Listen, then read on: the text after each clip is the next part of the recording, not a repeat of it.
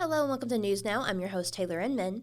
We're going over this week's biggest headlines and what's coming up for the Flathead Valley. A 3-story hotel on Kalispell's west side suffered extensive damage in a structure fire on Wednesday afternoon that drew one of the largest firefighter responses in the valley in more than a decade. A plumber working at the Quality Inn on US 2 West in Kalispell is suspected to have started the fire, according to Kalispell Fire Chief Dan Pierce. The blaze started in the wall and quickly spread to the hotel's attic. Kalispell firefighters were dispatched at 12:46 p.m. and arrived on the scene to find smoke billowing from the roof. Hotel workers and police were able to evacuate all occupants without incident. Pierce said the firefighters initially attacked the blaze from within the building, but they had to retreat as the fire spread due to gusting winds. Firefighters on the ground doused the inferno with hoses as aerial ladder trucks hit the rooftop. The fire destroyed about 65 units, but the hotel's lobby, casino, and restaurant were saved. Pierce estimated the total damage at approximately $4 million. A total of 33 firefighters were on the scene at one point, with crews and apparatus arriving from Kalispell, Evergreen, West Valley, South Kalispell, Smith Valley, and Whitefish. Pierce said that due to thick smoke, firefighters' breathing devices had to be refilled numerous times using South Kalispell's air unit. The smoke also caused severe visibility issue along the highway that snarled traffic for hours, and electricity was cut off to about 2,000 Flathead Electric Cooperative customers at one point while crews engaged the blaze. Once the fire was contained, a hazmat drone was used to detect hot spots that were then doused with water. All burned areas were coated with foam before crews cleared the scene at noon on Thursday. Pierce estimated that it was among one of the largest structure fires in the valley in the last 10 years. He praised all of the departments for working in unison during the rapidly evolving situation. Local Whitefish residents are increasingly at odds with the tourism industry's impact on the city, even as visitation levels have tapered off since the frantic summers during the COVID-19 pandemic. Results from a survey conducted by the Whitefish Convention and Visitors Bureau last fall indicate that only 22% of respondents agreed with the statement that tourism makes Whitefish a good place to live. That compares to 54% who disagreed with the sentiment. The Bureau last week presented the survey's findings during a public meeting at City Hall. Survey respondents listed the tourism's most negative impacts as the proliferation of short-term rentals, traffic, and difficulty protecting natural resources. The top benefits were the city's resort tax revenue, the economic boost, and a thriving downtown. Explore Whitefish Executive Director Julie Mullen said the Tourism Bureau's goal is to balance residents' desire for an authentic community while leveraging the economic benefits of visitation. However, she said the economic benefits of tourism can't be overlooked as an important tool that, quote, keeps Whitefish thriving. Mullins also noted that there is a misconception among locals that Whitefish no longer has a so-called shoulder season between the summer and winter peaks.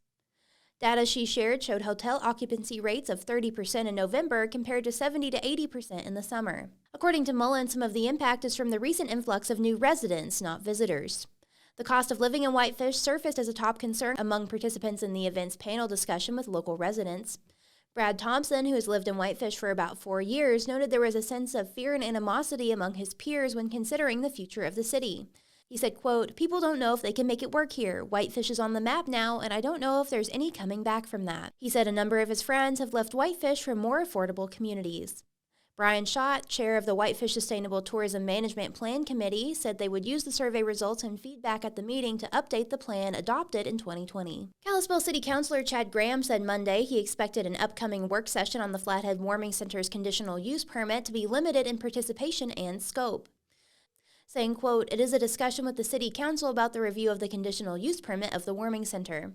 Graham told his colleagues at a previous meeting that neighborhood residents, particularly business owners, regularly suffered indignities at the hands of homeless people. He said this included threatening behavior, human waste, and loitering. In response, he said he wanted council to take a second look at the low-barrier shelters permit. Graham said promises made when council agreed in 2020 to allow the shelter in the North Meridian Road corridor, zoned B1 neighborhood business, had fallen by the wayside. Graham also proposed a public hearing to follow the work session, limited to residents of that neighborhood. His April 8th remarks came on the heels of a statement issued by shelter leadership, who said Friday that they welcomed a discussion of homelessness with the council. Graham told his colleagues that his call for a work session had been misunderstood, saying, quote, "It centers on homelessness, but this is not a discussion about solving homelessness. It's a review of the conditional use permit and are we getting what we were told we were going to get when we made that decision? It's really just that simple," end quote. Graham has said he wants council to look at 5 areas addressed in the shelter's conditional use permit application materials, an increase in homelessness in the neighborhood, loitering, responsiveness, and accountability on the part of the Warming Center, an increase in police calls, and that the shelter would serve the Kalispell community. None of those are listed as conditions in the shelter's conditional use permit, however.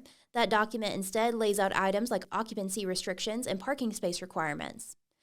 City Manager Doug Russell told Council earlier in the evening that he had set May 13th as the date for the work session on homelessness and related impacts. Let's see what events are coming up. Remember, you can find art classes, live music, and anything community related by going to dailyinterlake.com/events and checking out our events calendar.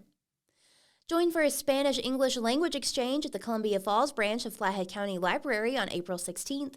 Native Spanish speakers who want to practice English and native English speakers who want to practice Spanish can practice speaking together in an informal environment, starting at 3 p.m.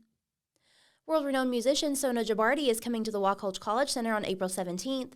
She is the first professional female kara virtuoso to come from any of the West African griot dynasties. Sona is reputed for her skill as an instrumentalist, her distinctive voice, infectious melodies, and grace on stage. Her performance begins at 7:30 p.m. And on April 19th, don't miss the Owl Prowl at Wayfarer State Park.